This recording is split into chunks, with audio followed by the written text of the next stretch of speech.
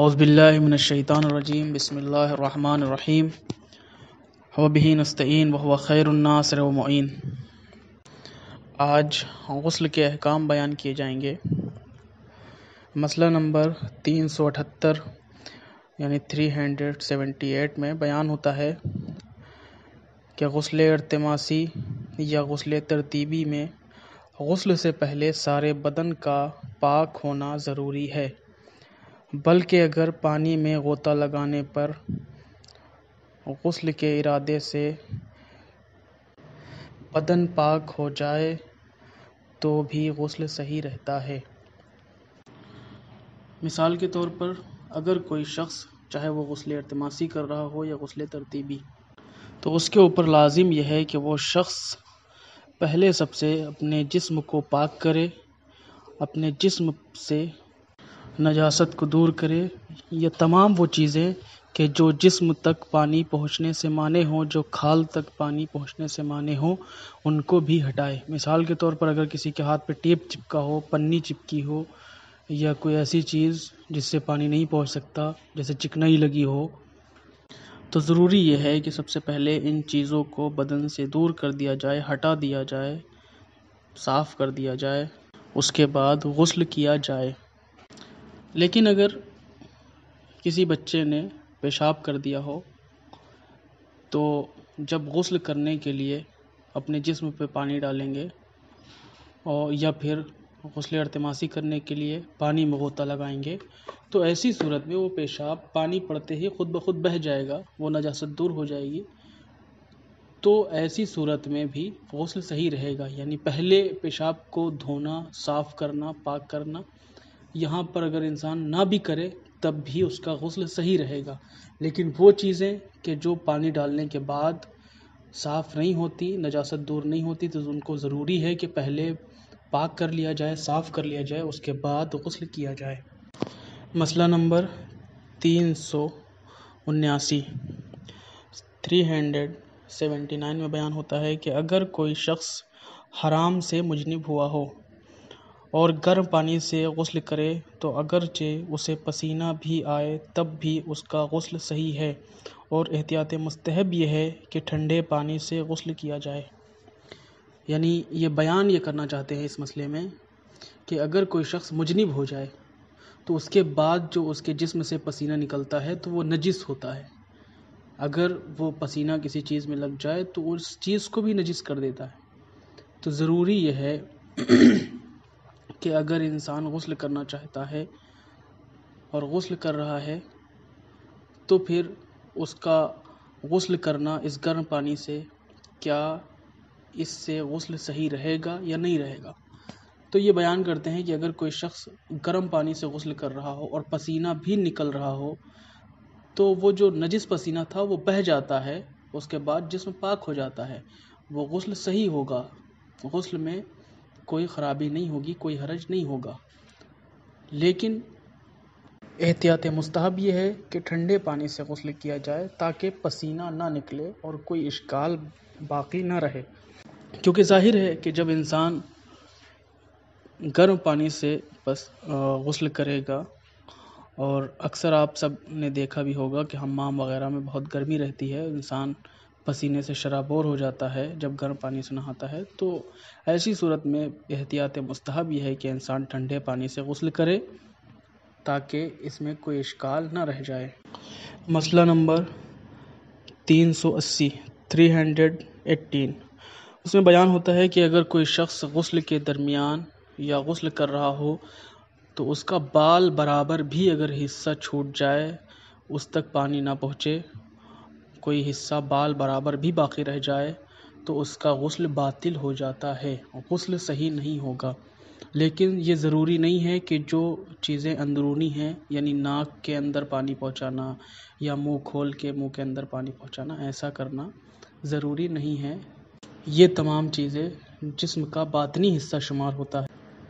اور اس میں پانی پہنچانا واجب نہیں ہے۔ لیکن جو ظاہری حصہ ہے جسم کا، یعنی ہاتھ، پیر، جسم، بدن، اس پہ پانی پہنچانا ضروری ہے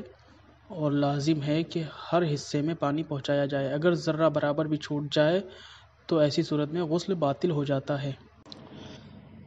مسئلہ نمبر 381، اگر کسی شخص کو بدن کے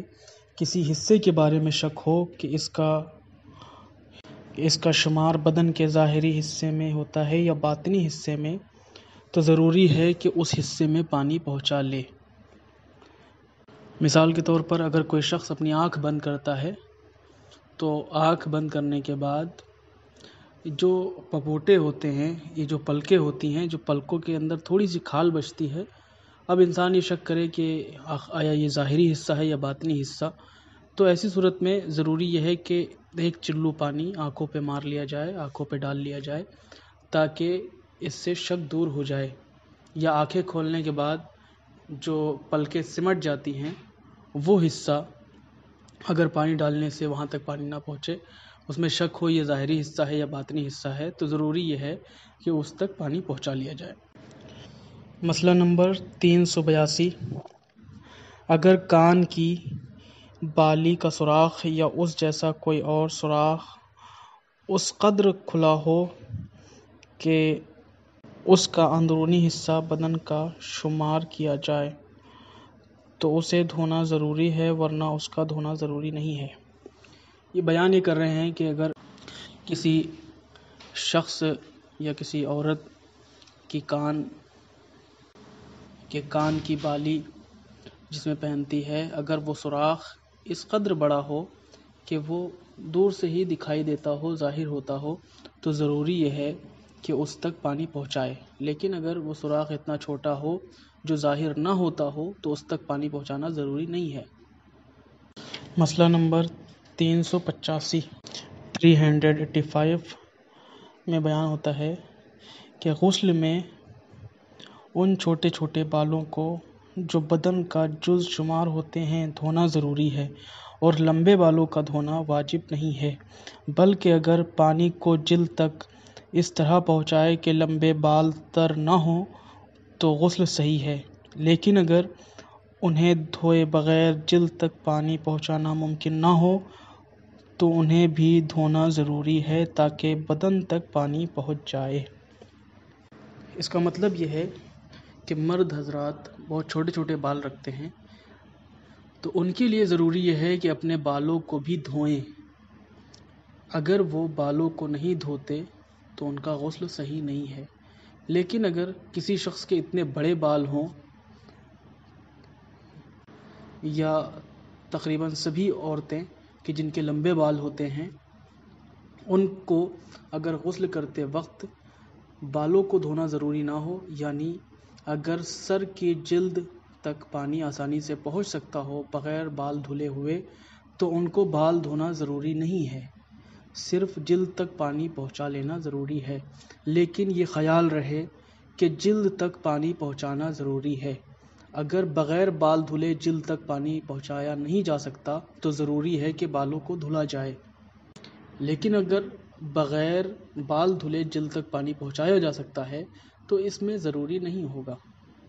مسئلہ نمبر 386، وہ تمام شرائط جو وضو کے صحیح ہونے کے لیے بتائی جا چکی ہیں، مثلاً پانی کا پاک ہونا اور غصبی نہ ہونا، وہی شرائط غسل کے صحیح ہونے کے لیے بھی ہیں، لیکن غسل میں یہ ضروری نہیں ہے کہ انسان بدن کو اوپر سے نیچے کی جانب دھوئے۔ مثال کے طور پر آپ سب نے وضو کے شرائط میں تمام چیزیں پڑھ لی ہیں، تو ضروری ہے کہ ان کے جانب رجوع کیا جائے، ان کی طرف رجوع کیا جائے اور دیکھا جائے، لہٰذا یہاں پر دوبارہ وہ چیزیں بیان نہیں کی جائیں گی تاکہ وقت زیادہ ضائع نہ ہو، خراب نہ ہو۔ لہٰذا دوسری چیز یہ بتانا چاہ رہے ہیں جو وضو کے شرائط سے ہٹ کے ہیں، یعنی وضو میں یہ شرط تھی کہ اوپر سے نیچے کی جانب اعضاء کو دھویا جائے، یعنی اگر کوئی انسان چہرہ دھو رہا ہے تو اوپر سے نیچے کی جانب دھوئے، ہاتھ دھو رہا ہے تو اوپر سے نیچے کی جانب دھوئے، لیکن غسل میں یہ شرط نہیں ہے کہ اگر انسان غسل کرنا چاہ رہا ہے تو انسان پہلے چہرے کو دھو سکتا ہے، اس کے بعد سر کو دھو سکتا ہے، یعنی اگر کوئی انسان داہنا حصہ دھو رہا ہے تو نیچے پیر سے شروع کرے اور کندھے تک دھو سکتا ہے،